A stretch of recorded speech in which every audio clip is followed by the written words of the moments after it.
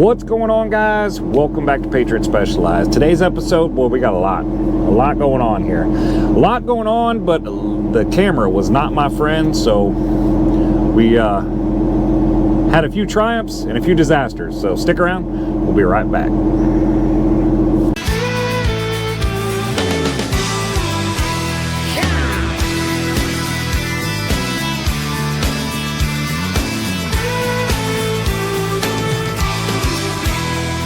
Right across these plains and prairies, Rocky Mountain highs, fade off into the distance like ghost riders in the sky. Black smoke and white line, steel horses side by side. It's more than just a living, y'all. Hell, it's our way of life. We're the last of the cowboys, the giddy up gone boys. 18 wheels on the concrete, it's a slow and dying breed, rolling like Jesse James. Modern day outlaw game. If you're out here riding with me, come on back and make some noise. We're the last of the cowboys. Alright guys, we're going to start this video off by getting something done this week. Something done that I actually got filmed. The camera was not my friend this week, just not at all. I filmed a couple different things and I ended up deleting it by accident. First time that's ever happened. Can't say it's not going to happen again, but hopefully it won't. Pure mistake on my part. And anybody that knows anything about GoPros, when you try to recover that information, it's not the easiest thing in the world to do. You got to pull the SD card out, find a recovery website you can go to, stick your SD card in, download that, blah blah blah blah blah blah blah blah. Recover. They charge you for that, and I'm not paying to get this footage back. That was my mistake. Whatever, it happens. So that was the first of so many problems this week.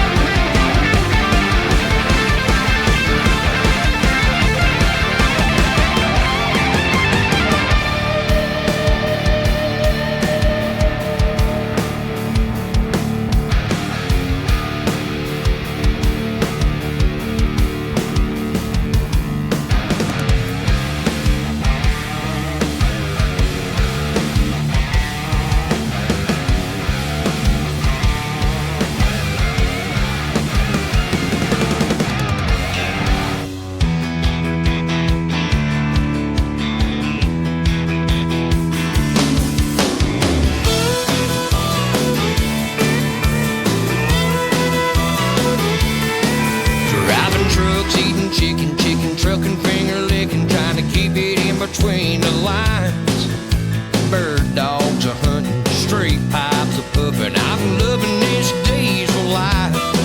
The county mountie in the middle, think I just peed a little. Glad I ain't got no panties on.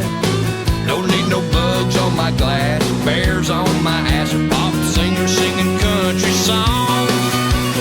Blood fucking chicken chicken trucking, big wheels there humming, high rate of fuel consumption, missing mama, needing love and rolling with the wailing sound.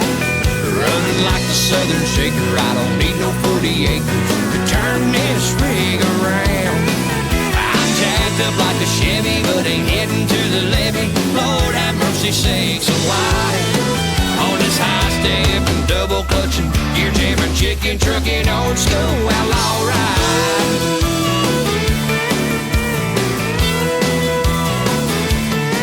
It's a two-sticking, tooth-picking, possum grinning, coffee sipping, roadshow passing through your town. A rambling gypsy on a road with 18 on the floor and 18 pounding on the ground.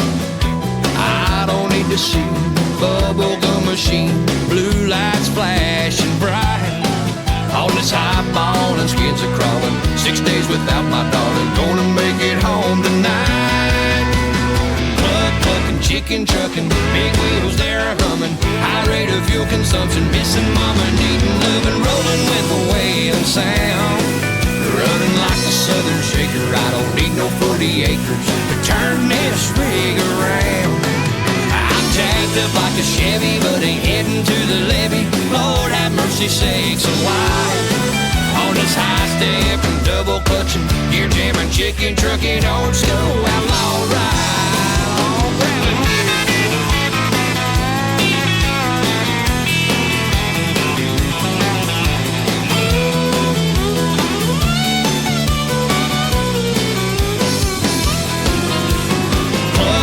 Chicken trucking, big wheels there humming, high rate of fuel consumption, missing mama, needing love. So first off, we got the mill delivered, which was the second piece of the 3 for the entire setup, mill setup that we were moving out there. We got that taken off the trailer. You guys just saw that. And that's where, honestly, that's where stuff started going bad this week. It started going bad right there, I think. Like, not necessarily right there, but definitely the next day. So what we were doing there was we're delivering that stuff, and then we were bouncing straight back to get. They wanted this stuff back to back to back to back to back. So they covered the additional expense of us bouncing back there, and we just went straight back to get the next piece. And so we went back to Canton, loaded the last piece, which was a Doosan 350 excavator. You guys see a picture of it here. Now this is this is where everything started going bad with my camera skills. I actually filmed this whole loading process, filmed the delivery on it. I filmed the pickup on the mill roll, and I filmed the delivery. I did not film the delivery on the mill roll, but I filmed pickup and delivery on the Doosan, and then the delivery on, or pickup on the mill roll that we picked up. And then my fat fingers got in the way, and I I ended up deleting, on accident, I ended up deleting all that footage. Now, that is, the recovery, like I said, the recovery process on that is kind of a nightmare, and it's just not really worth going through what you got to go through in order to recover it. It is what it is. I got some pictures to show you guys. Didn't get any pictures of the mill roll, but we did get the mill roll picked up. Now, prior to that, we were on our way to delivery with the excavator. We just left the customer, pull out, get out on it, and they I don't know why they do this, but Ohio routed me right through downtown Canton, which it seems like a very odd. There's a really good high 4-lane highway that they're going to put me on eventually anyways, that is literally 300 yards from where you turn to get on to Route 172. And why in the world they brought me through 172? But they did, and I was running the permit route, and I came up and I stopped at a traffic light all by myself, nobody there, stop at a traffic light, and I'm sitting there waiting for the light to turn green. And I look over, and there's a car that had come up behind me, and he moved out to get up beside me, so I'm assuming because he wanted the next lane. And I don't know what was going on and what he was doing, but he got right next to the tracks and turned his car and took the mirror off the car, and I don't think he hit the body of the car, but he might have. But he definitely took the mirror straight off his car. And then he pulls up next to me, and it just keeps going. Never stopped, never anything. I'm not real sure what the deal was. So I ended up having to call my company and pull the camera footage for that, because what would happen there, for those of you that don't know, what would happen there is if I don't pull the camera footage on that, or at least let somebody know what's going, whatever, blah, blah, blah, right? He could call our company 2 days from now and say that I hit him. And there's nothing we can do about it. There's really no prove it.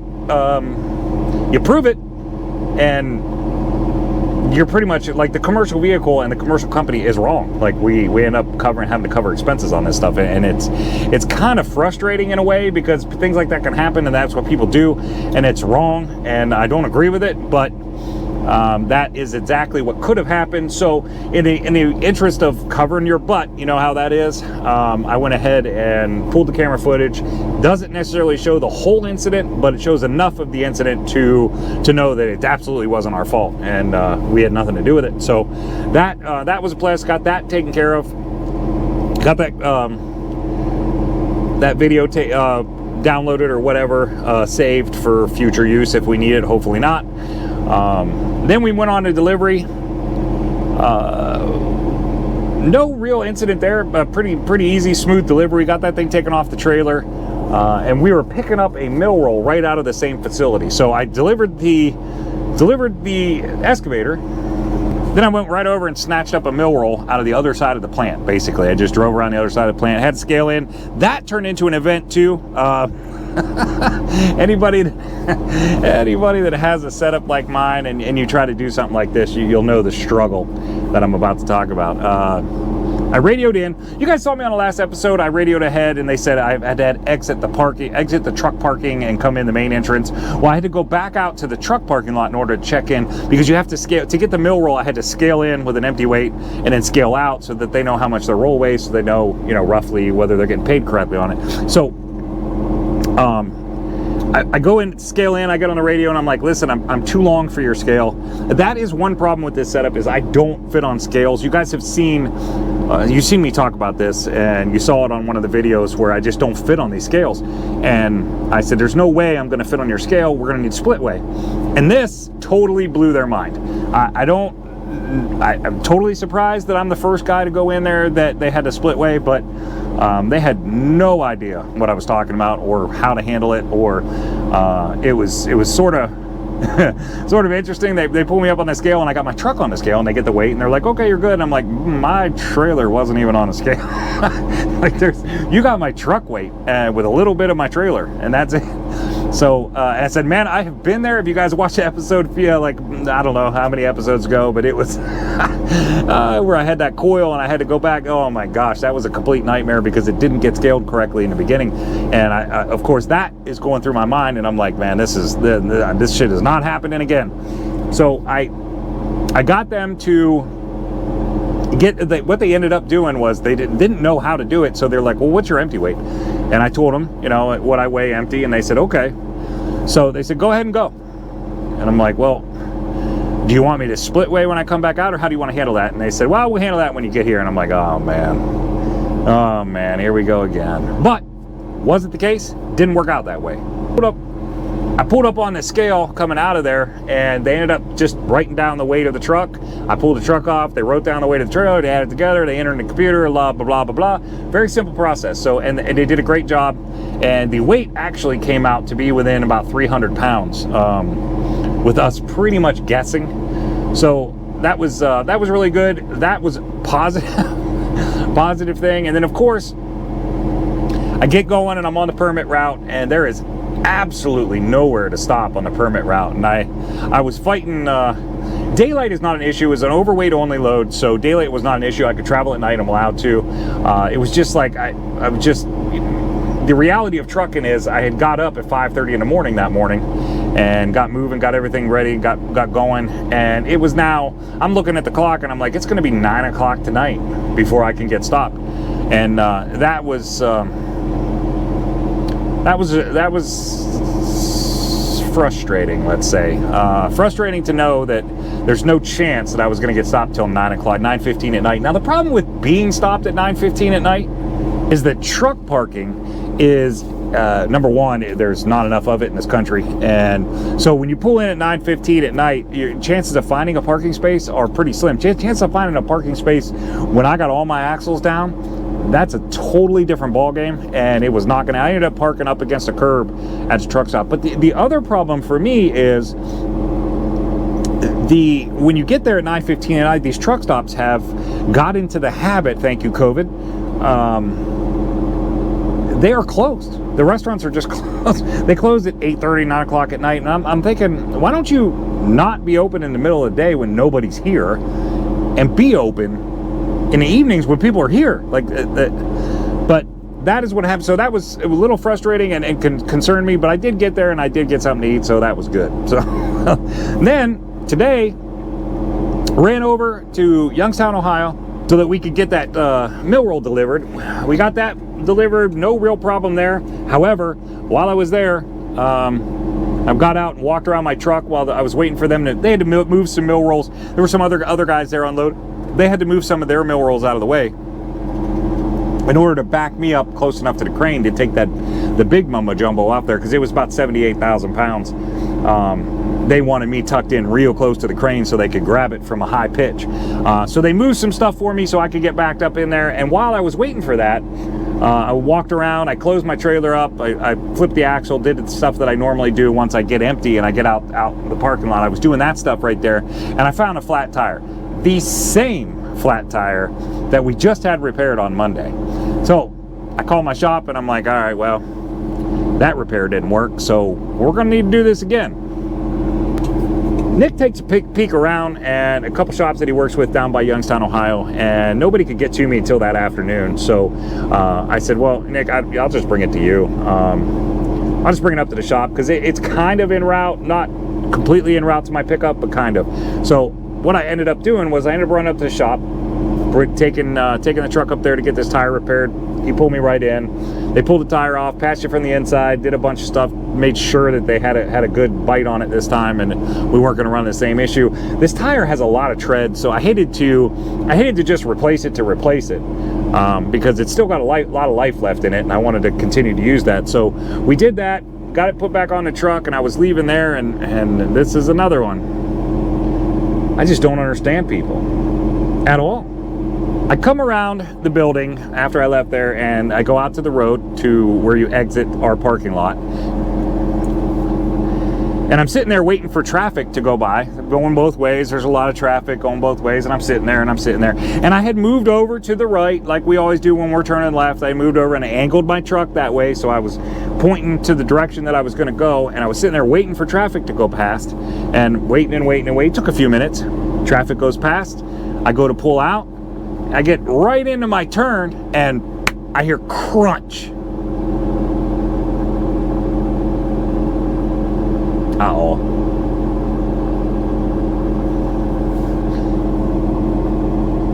What in the world are people thinking? I just don't get it. There was a gentleman, fairly nice guy, when it was all said and done. He was a pretty nice guy, and I feel bad for him in a way, but he had pulled into that portion of our parking lot to check maps or do something to see where he was going. It wasn't part of our company, wasn't there for any purpose on our property. He was just there he needed a spot to pull over, so he did. So, and when I pulled up there and stopped and I was waiting, I guess he was parked over by our sign, and between me pulling up there and the traffic clearing, he had decided that figured out where he was going to go, and he came right around and he got right next to me in my blind spot, and he's sitting there a foot away from my truck in my blind spot, and he said, well, I thought you were going to turn right. What about how I was sitting gave you any indication whatsoever that I was going to turn right? I was like, man, I'm totally confused here. He's like, well, I thought you were going to turn right. He's like, I honked my horn. I'm like, dude, you could honk your horn all day and we're not going to hear it with the windows up in the truck. It's just how it is, especially when you're starting to run through gears and the motor's RPMing up. Like, there's a lot of sound going on inside this truck. You can't hear anything. So, unfortunate situation. I feel bad for the guy in a way. I hope he learned a valuable lesson here. I did talk to him right before I left, and I said, you know, for future reference, maybe if we're going to turn left, we go way to the right. If we're going to turn right, we go way to the left. So if I am favoring one side or the other, I'm probably turning the other direction when I get to that. It was a very frustrating situation, but happened on private property. It was on our lap, clearly not our fault. We have video off the building, and I have took pictures when it happened, so you guys just saw those. So really didn't hurt me at all. didn't even remotely hurt my trailer.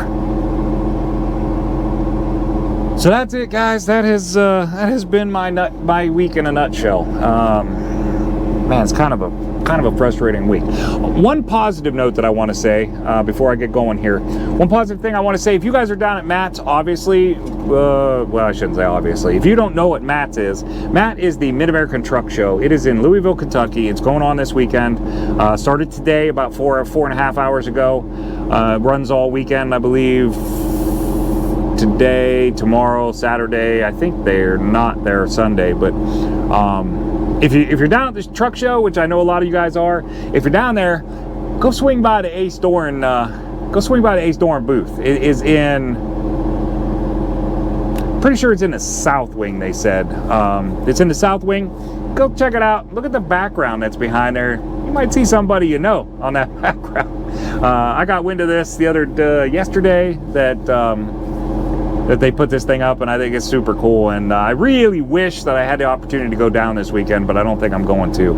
I got a lot going on at home, and a lot of things I got to get accomplished before some things that are coming up, so I don't think I'm going to be able to go, but I wish I could. So if you get a chance and you're down at Matt's, make sure you go check out Ace Doran. Make sure you tell him you know that guy on the background, and you. So that's it, guys. That's what we had going on this week. It's been kind of a rough week. I'm ready. I'm just ready. I'm ready for this week to be over. I'm ready to go home, hang out at the house, not have to worry about this kind of stuff for a couple days. But right now, I'm currently sitting in Washington Courthouse, Ohio. Got to pick up in the morning. I was really hoping that I was going to pick up today, but because of that tire, the tire that we had fixed on Monday, that tire, and then the little event with the guy pulling out of the parking lot, I ended up not being able to get down here in time before they closed. So unfortunately, I did not get loaded today. I really wish I would have, because that sky over there and that weather report is not looking real super great for tomorrow or the rest of today. So unfortunately, I think we're getting wet in the morning getting loaded. But something that not many people talk about that I think is just as important as getting a permit or traveling down the road and being safe and doing all that thing. One of these things that's just as important is being ready for the next load, setting yourself up for the next road. And that sky right there tells me that I should probably go do that stuff right now.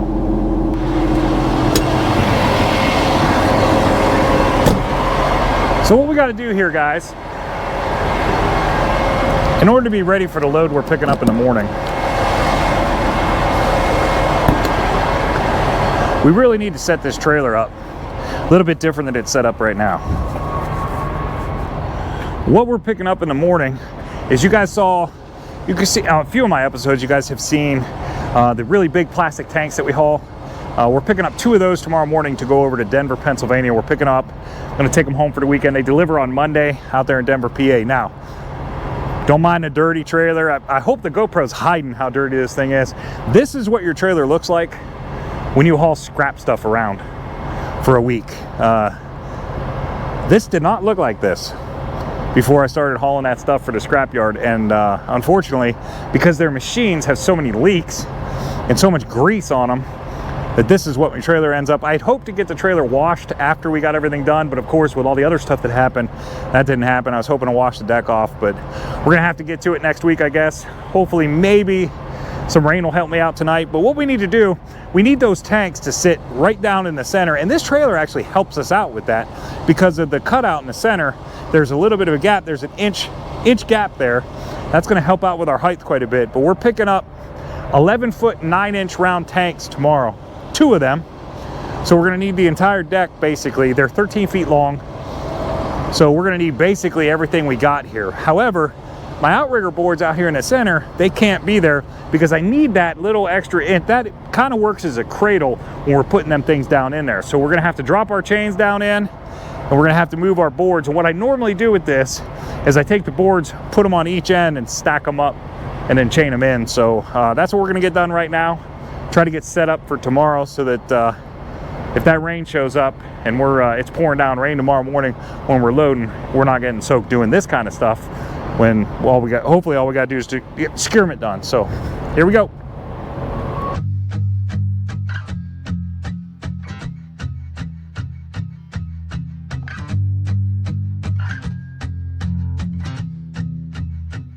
Wish I could wear peace like this shirt on my back, then give it away whenever somebody. All right, so everything's stacked up now on each end.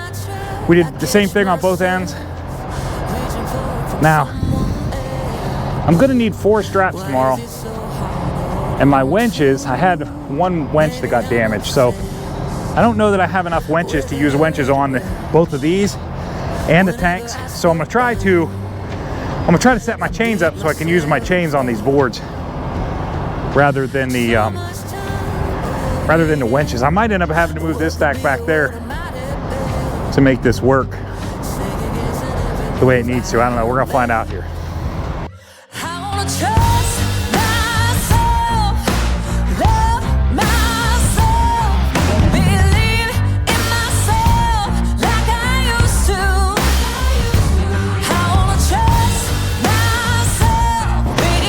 You know what? I think I'm gonna move these boards back there and stack them all up together, I think. A little too long, afraid so much has changed that I'll do it all wrong. Part of my heart's grown cold within, gotta find a way to feel the heat again. Now, what we need to do here in order to get these things to stay in place is, what I'm gonna do is there's a couple holes in the trailer down here, frame holes. I'm gonna take a chain, the end of my chain, and go through one hole and back through the other and come up, and I'll wrap it around here, hook the chain to itself, do the same thing on the other side, leave the access in the middle, and then we'll use our binder right there in the middle, tighten it all up. Should hold pretty good. Looks like to get lined up on the holes right, I'm gonna have to move these this way a little bit.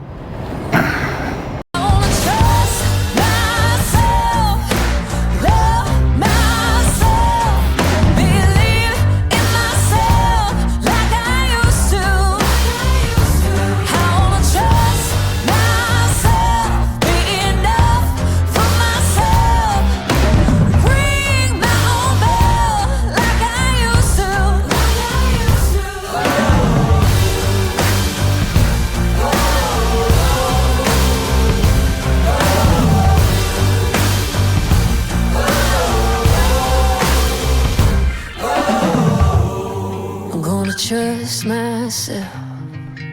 Oh, I'm gonna love myself. Well, and that's that. This is what it looks like.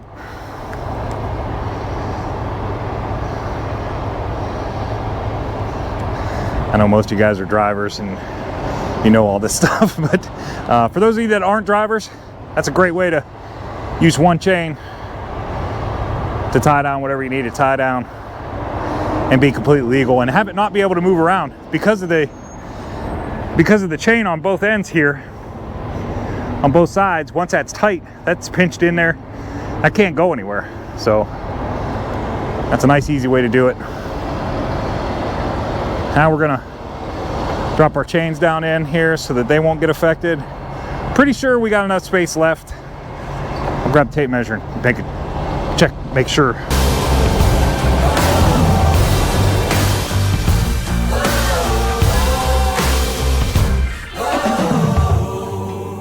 Trust myself.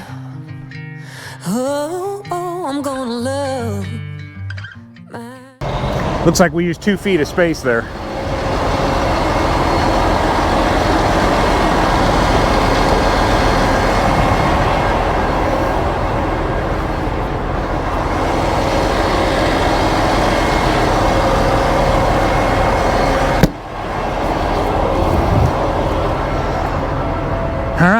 should be plenty of room.